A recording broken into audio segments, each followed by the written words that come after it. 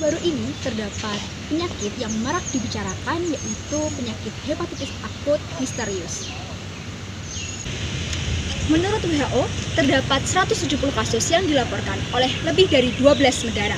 WHO pertama kali menerima laporan kasus pada 5 April 2022 mengenai 10 kasus hepatitis akut yang tidak diketahui etiologinya pada anak usia 11 bulan hingga 5 tahun pada periode Januari hingga Maret 2022 di Skotlandia Tengah.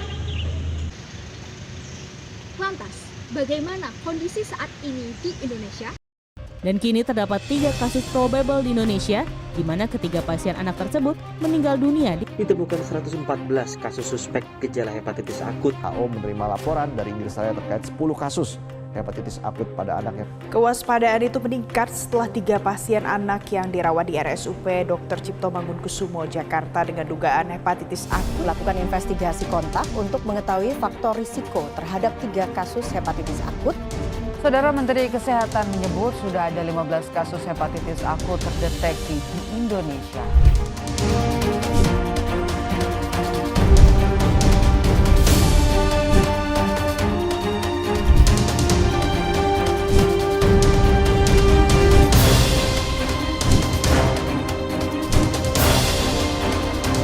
Meski demikian, terdapat banyak kasus meninggal dunia akibat hepatitis akut yang tidak diketahui etiologinya atau masih misterius.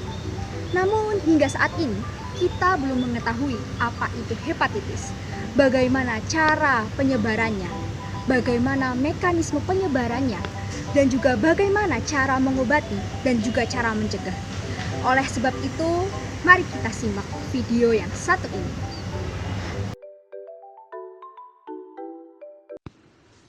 Hepatitis akut merupakan kondisi peradangan pada liver.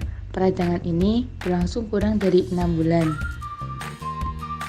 Hepatitis juga biasa dikenal dengan kondisi peradangan hati yang disebabkan oleh infeksi, gangguan autoimun, bahan kimia, obat-obatan, alkohol, hingga kelainan genetik tertentu.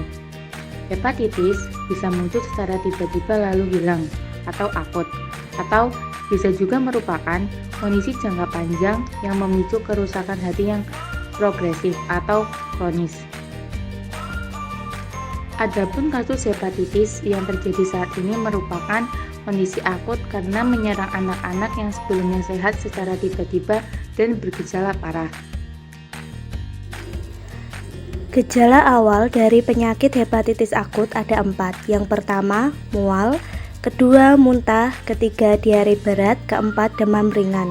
Kemudian gejala lanjut dari penyakit hepatitis akut yaitu yang pertama, air kencing berwarna pekat seperti teh putih dan BAB berwarna putih pucat. Yang kedua, warna mata dan kulit menguning. Yang ketiga, gangguan pembukuan darah. Yang keempat, kejang. Dan yang terakhir adalah kesadaran mulai menurun.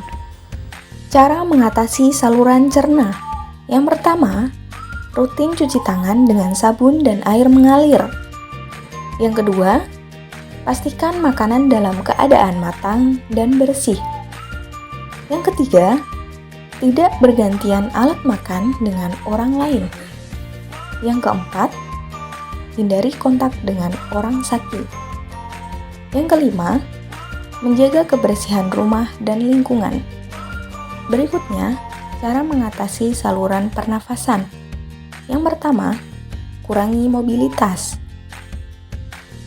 Yang kedua, memakai masker jika berpergian. Yang ketiga, menjaga jarak dengan orang lain. Dan yang terakhir adalah menghindari keramaian atau kerumunan.